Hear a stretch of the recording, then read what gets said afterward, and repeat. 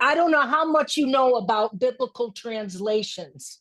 You know, there are many translations of the Bible, and a lot of them, well, I shouldn't say a lot of them. Let me give you an example. The Geneva Bible, the English version of the Geneva Bible that goes way back, has 400 mentions of the tyrant. A lot of talk mentions of the tyrant. a lot of talk about a tyrant. In the King James version, which a lot of us grew up with, right? The King James version of the Bible, there are 0 mentions of a tyrant. No mentions of the tyrant. Who's the tyrant? Well, this isn't talking about the society and what's going on. And so the King James did not want that word even mentioned in the Bible because he was afraid people would assume it was him. And so that word was taken out of the Bible. So a lot of the words that mean society, what you were just saying, that Jesus was there for everybody, got translated more as kind of personal piety. That Jesus was a good person, that Jesus welcomed folks to him, but it wasn't about Jesus doing for society. It was far more personal than that. So we get in, translations matter. A lot, translations matter. Back in the day, when I was in seminary, we had what was called an interlinear. Have any of you heard of an interlinear? No. Interlinear. An interlinear Bible is what I had in seminary. It was wonderful. It showed the Greek. And then it showed what? It showed the Greek. And then it showed the English by whomever decided to translate it. So you could look at the Greek and see what the Greek actually said before it got messed up. Before it got messed up by translators. So that's one of the things here that I think now it's time, Ben, if you can put up the slide on the NRSV. Oh, here. Yep.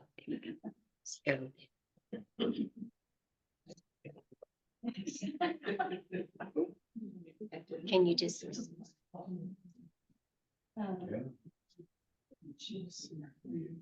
Are you seeing the NRSV? Yeah. Well, on that. It's on the screen, but not on the big screen. And this is Mark 1:40-45. And it says 40, a leper came to him, begging him and kneeling. And he said to him, if you choose, you can make me clean. That's the beggar to Jesus. I move with pity. 41, moved with pity, Jesus stretched out his hand and touched him and said to him, I do choose, be made clean. Immediately, the leprosy left him and he was made clean. After sternly warning him, he sent him away at once, saying to him, see that you say nothing to anyone, but go show yourself to the priest and offer for your cleansing what Moses commanded as a testimony to them. But he went out and began to proclaim it freely and to spread the word so that Jesus could no longer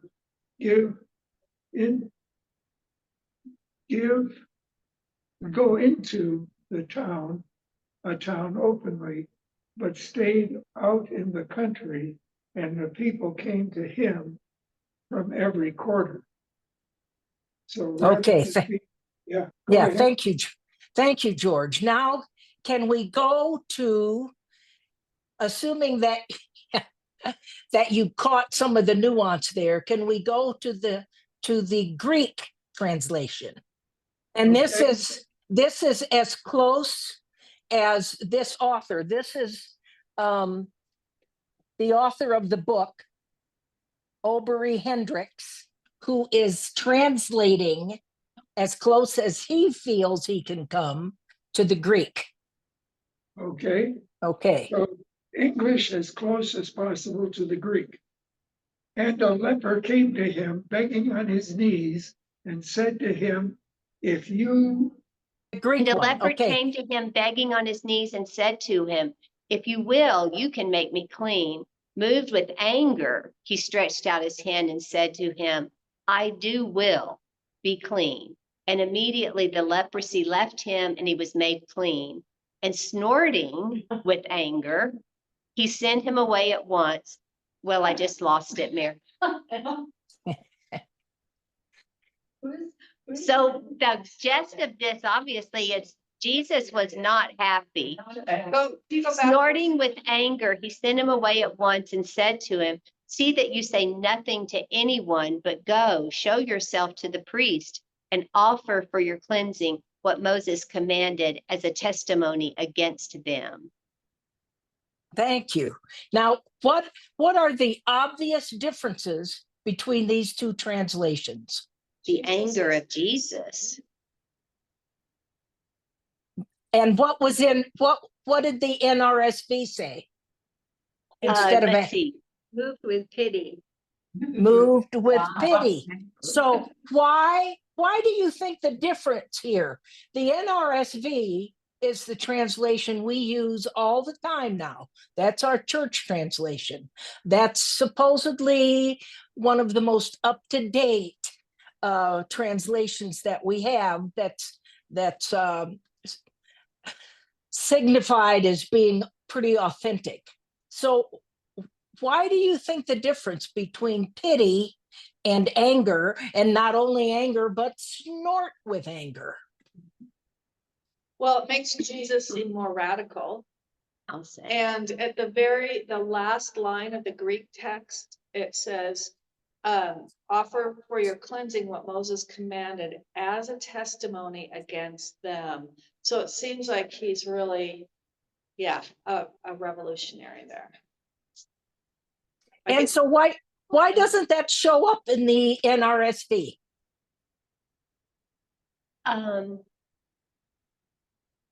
Say more, Jeannie. Well, I think that when scholars are translating, oftentimes they use their own belief system. And their belief system would have been to portray Jesus as kind and loving always. And Yeah. so it would make sense that they would Yes. choose those words. Yeah. Yeah. Unless there's one stroke in the Greek between whatever is the word anger and the word pity, that there may be a stroke of difference in the lettering. And could Oh, it we like also, the alphabet. could it also be that, I mean, when Jesus said these things, their Christianity as a religion didn't exist. But by the time the RNSV was that translation, now we're working within a system, a structure of Christianity.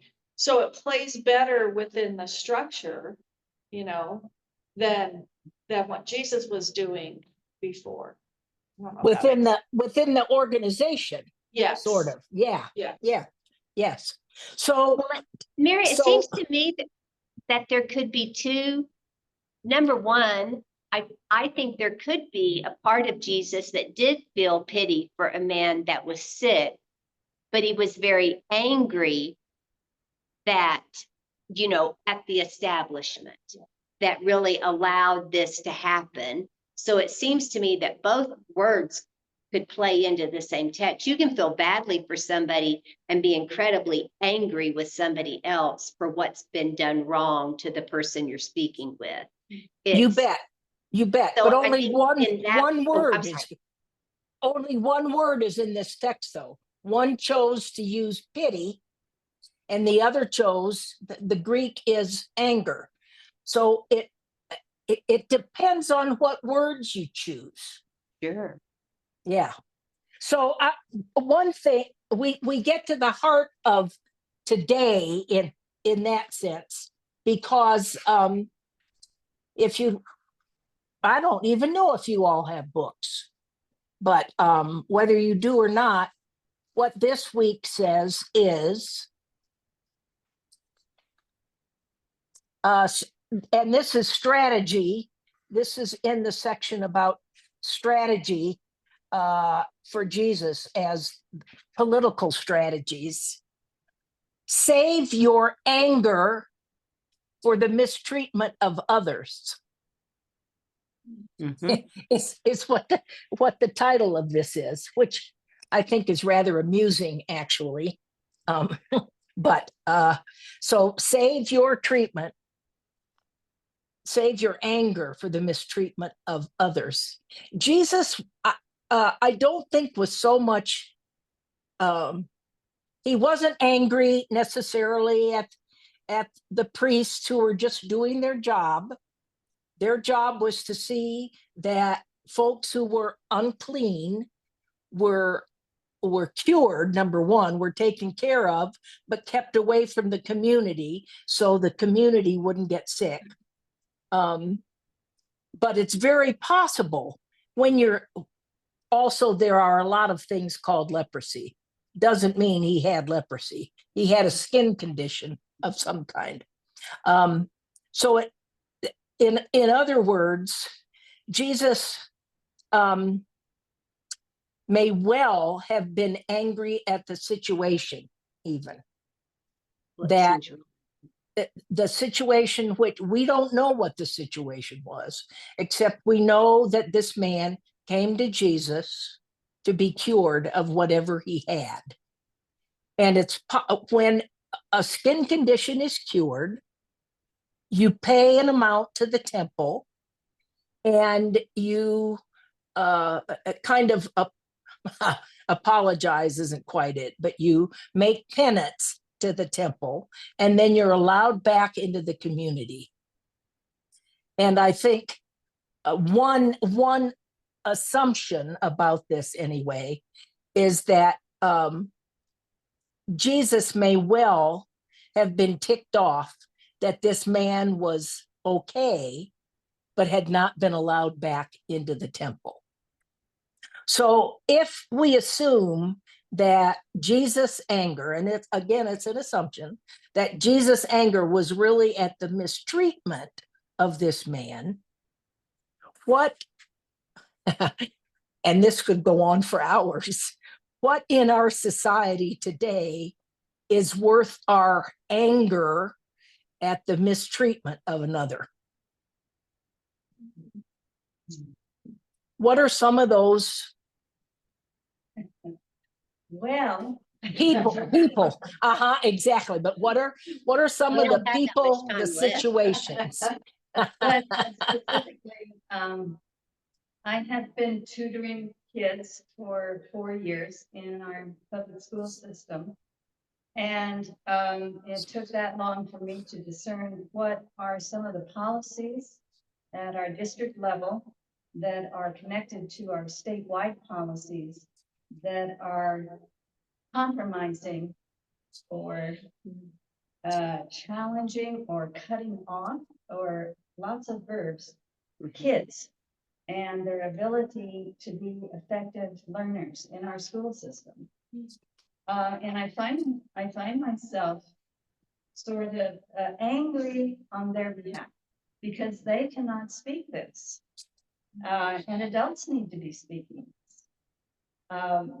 And I think that discernment of on behalf of who are you angry is a very good question, because otherwise you could be angry that you don't have power, or you don't have place, or you don't have voice. That's not it. I mean, you pick up who is being crushed in these systems, who cannot speak.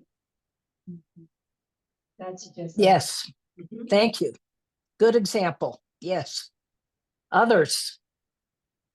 I think another similar situation for Jesus was the Pharisees as a representative of the establishment. Certainly, they weren't the whole establishment, but they were a particular party within the establishment that were emphasizing the law rather than and personal sanctity, personal holiness. Obey the law and you will be saved, so to speak.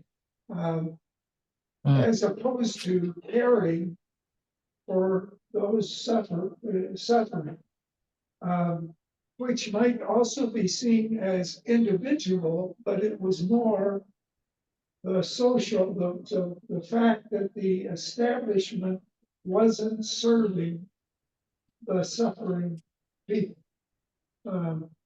And that's where I think so much of what our politics are today is that example of the establishment being stuck in its own rules and regulations, but the structures, so that it can't see or bend to deal with the suffering of people who are in the bottom. Okay, yes, thank you. Any other suggestions? Well, I guess because I keep kind of going back to that, the book that was recommended to us, the John Lewis biography. And in that book, as the Greek text here, obviously, because it clearly says that Jesus was really mad. But he also, but at the end, he tells this man to go and do what Moses had commanded him as a testimony against them. So he's still asking the man to try to live within the establishment that was there for his group or his countrymen, I guess. And it was what the part of the book that I'm in with John Lewis is the part when really the original freedom fighters, they rode in peace. They rode against what was happening to them, but they stood there and they took whatever was dished out, whether or not that was physical punishment. Always it was something that was painful, but they never retaliated. And part of that group, their entire thing was done. They stood there in love and they took whatever somebody wanted to, what punishment the white people wanted to dish out, but they still stood in opposition of what was going on. So it was, and then now when there was a time and that changed, and there was no longer a peaceful sit-in or a peaceful stand-in or a peaceful anything, it became very violent. And so it was when you look at that and you think, Jesus was asking this man to stand in love against his oppressors.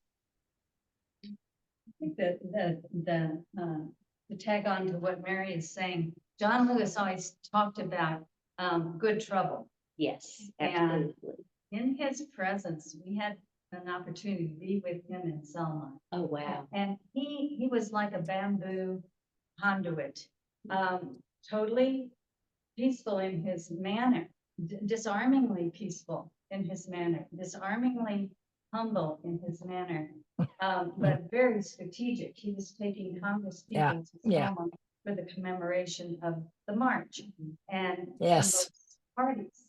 But in his presence, you did not experience anger. It was how do you do that? Just holding space, but very strategic.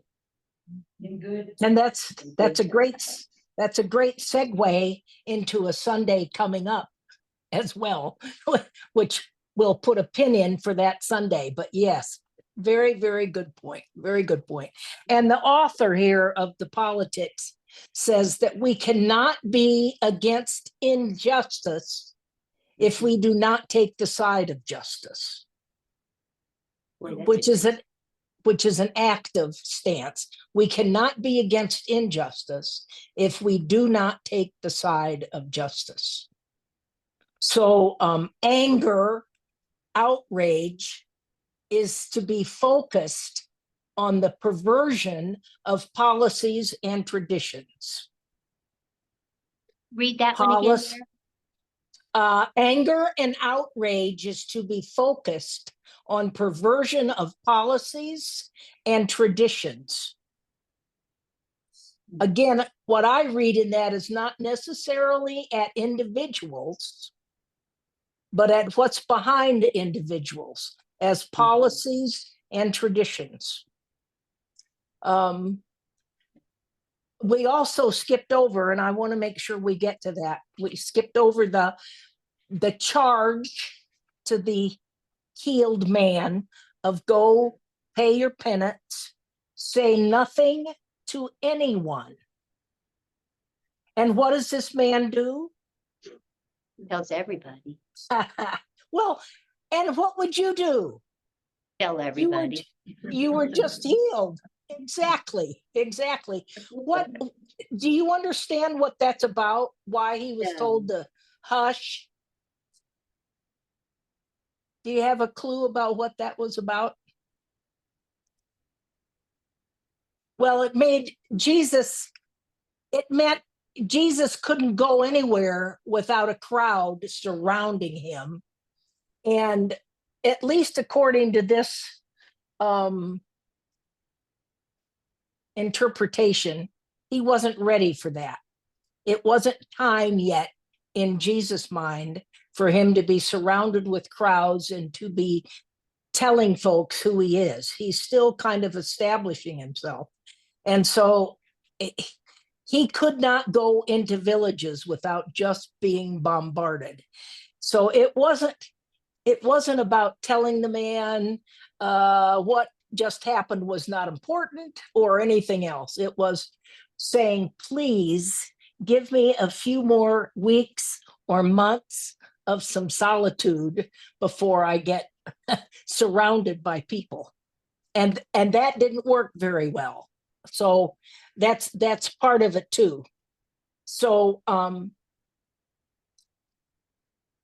another little wrinkle in this could be the fact that Jesus is coming into this situation knowing that he needs more time to think through his own posture and political space. How do I represent the one God in this particular situation? And at the same time, he's got on his hands someone pleading for healing. My time has not yet come. yeah, Go back right. in the 10-year Right. Exactly. He Exactly. goes ahead, but how to protect himself at the same time. Exactly. Yeah. Thank you. I enjoyed a part of this. I can't remember his name. I don't do well at that. Mr. Hendricks' interpretation. I had to laugh. Jesus prescribed action, not talk. Well, that's not surprising, obviously. But he says we have to move beyond meeting after meeting. Oh, what a thought. Presbyterians are so good at meetings. How do we move beyond meetings? That is a question. The anger, again, he would say the anger is at the mistreatment of others. That's where we come down on the side of anger, and that it should propel us to go to the seat of unjust power, be it the temple, the church, the state house, or the White House. And again, we're not talking people. They don't mention people here. It's to go to the seat of unjust power, which is, yeah, pretty exclusive. Jesus was outraged, as we are asked to be outraged, by systemic exclusions. We move, we must use that anger that we feel about all of this to move us to righteous anger, to righteous action. I'm sorry, move us to righteous action. So that's really, to me, the main point of all of this today is that, again, righteous anger. How does one define that? Again, justice, mistreatment of others. We could all talk about mistreatment of others in our own community. There's plenty of examples to go around, I think. Again, we don't hear Jesus naming names. We don't hear Jesus in this story calling out the temple folks who asked for the however much money it was to be put back in good grace. He's not calling out individuals. He's going more for the seat of power. And so that's where I would come down on this particular section. I'm still amazed at translations and how important they are. When we, most of us, when we read the Bible, we're not reading it for detail. We're reading it for the story. We're reading it for what it says to us. But the difference to me, again, between the NRSV pity and the Greek translation of snorted with anger, they may both belong in the translation. It may be appropriate for both, but that's not what we have. We have one or the other, because of whoever is doing the translating. And it was fascinating, like I say in seminary, to have an interlinear where you could see the actual language, and then you could see whatever that translator had done. Now, I did the same thing with Hebrew. Hebrew is the Hebrew Bible. I taught Hebrew in seminary and was always fascinated because in Hebrew you had vowels, and depending on what vowel you put in, it totally changed the meaning of the word. And so as you read, there are wonderful study Bibles out. It's why Jenny, I think Carrie gets mad at me sometimes because I'm always wanting to see the scripture from the Feasting on the Word, which is an interpreter's Bible, so to speak, for worship leaders, because I think it's one of the best translations and interpretations of the NRSV. So, and it's a multi-volume set that Harry has in his office that I really appreciate very much. So are there any questions you have about this particular story of the leper, or what Jesus was saying and doing and the whole point of this? Any questions? Mary, this is a comment, but it's going back to righteous anger. Yes, And I'm sort of thinking that that's rooted in values, which makes it righteous, you know, is who's suffering here. But I Yeah. think the gift of our particular denomination is that we do study. And it could be, as opposed to ranting and raving, looking at policies that are behind the reality of innocent suffering that we're experiencing. You know, and what policies have brought over years the fact that we have people on the street homeless. Well, you can trace it back to 1980s and the economics that decided to plow money into the shareholders' pockets rather than to companies investing in employees and their benefits. Mhm.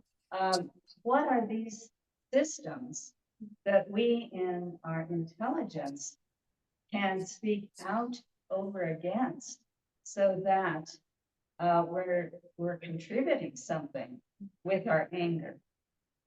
And Yeah. to me, that makes it a bit righteous, because at least you've done some reflection, at least you've done some study, at least you've said, where are the pressure points here? Yeah. To be able to direct this very real passion, not on behalf of my own brilliance, but on behalf of making a change. Thank you. Yes, absolutely. And we need to be proud of Presbyterian education, because it would not have us act out of passion without education behind it. We are called to righteous action because we've done our homework, and that's always critical. Yeah, thank you. Mary, Nicholas Kristof's biography now, The Chasing Hope, talks a little bit about, he talks personally about how difficult it is to have hope in all the situations he's been in where he's Mhm. reported on poverty and starvation, malnutrition among kids, or child marriages. And what he talks about are those things that aren't always reported in the general newspapers and media, that there have been improvements in all of these areas. I mean, the Mhm. one that sticks in my mind, and we all know this because of Jimmy Carter, but when he decided that guinea worm was going to be eradicated from Africa and other tropical areas, there were 3.5 million people suffering from guinea worm. And then I think it was Nicholas said in 2020, there were 13 cases. Wow. I mean, this is a dramatic change. And he is saying in his book, although much of it's difficult to read because there are horrific things that happen, he is saying there have been improvements. We may not see those improvements, or we may not know about them, but it's a real worthwhile book to read, I think. And I'm a real Kristof fan, so. Thank you, Judy. Mary's illustration, or you bringing up John Lewis's situation. And in one sense, well, I even remember in hearing things in the news, I would say to myself, that is a waste of energy. That's futile. Nothing is going to come of that. Obviously, the establishment's going to win. But the long-term effect of starting with the most dramatic place where the injustice could be revealed, and then the idea of righteousness. Obviously, Carter was a demonstration of righteousness in our history.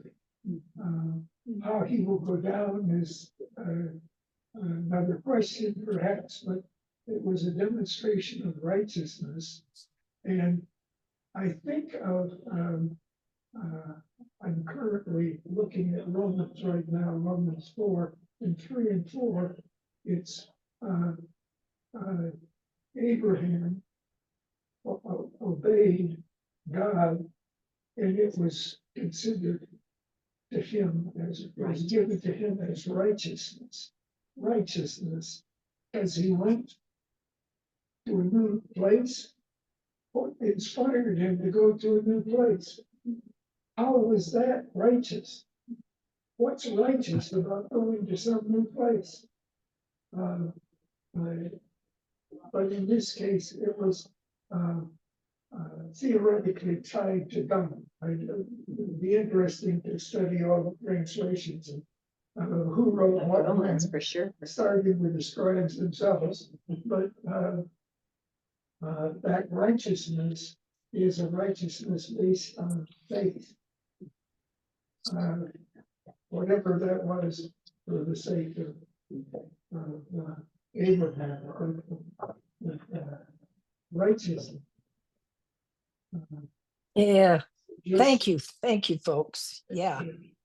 Any last comment or two before we wrap this up? We hope you feel better, Mary. Oh, so do I. This has gone on way too long. So I think would the like one thing about this scripture, Mary, that still I don't understand is, and maybe it's not even important, but why in the world would the man that had just been healed been told, don't tell anybody? Because if sure enough, unless he just had the vestiges of something, if somebody saw him and they said, hey, wow, you know, you look terrific. Like what? He would just look at him like, yeah, it just happened. I mean, it just like, I mean, why would you be told to not tell anybody? I don't get that part. well, but that's what I said about, because he did tell people, Jesus was not able to go into villages and heal and teach and do what he wanted to do because he was mobbed. So it changed how he went about ministry. Well, But I I mean, he doubt- was bright enough to know that was going to happen. Yeah, I mean, exactly. I doubt he this was was a healing people surprise. all over the place. I assume Jesus was not really surprised at this. He Oh, was okay.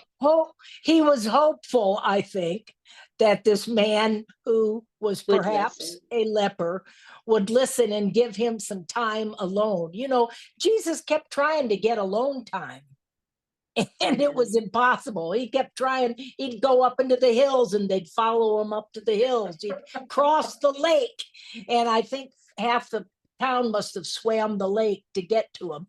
So I don't think he was surprised. He just lived in hope. It's what I think. I think he must have been an introvert, Mayor. Absolutely. Well, only an introvert would know when someone touched your robe. The That's hem of your right. robe. That's Only an introvert would know that. Let me close. I want to read this quote again and then close with a prayer. We cannot be against injustice if we do not take the side of justice. So let's close in prayer. Thank you, God, for insights into Jesus, into his ministry, into what is to be our ministry. May we be on the side of justice. May we have anger against those who are mistreated. And may we go to the seats of power wherever we can, be that a school board or the governor's mansion. give us courage and wisdom and your truthfulness to speak truth to power. For we give you thanks in the name of Christ. Amen. Thank you, Hey, Mary. thank you for indulging me this morning. I'm really sorry. I thought about coming for about 10 minutes, and then after an incident, I thought, no, I better not. So thank you very much. Thank you. You were the best, Mayor. You're All always right. the best. Thank you all. Thank you, Ben. Okay. Thank you, Ben. Oh He my hears gosh, you. take that thing and throw it out the door. Stop the recording now. Yeah, yeah, okay. Yeah, Bye-bye. yeah. Bye-bye. Nice to see you, Gail. Nice to see you.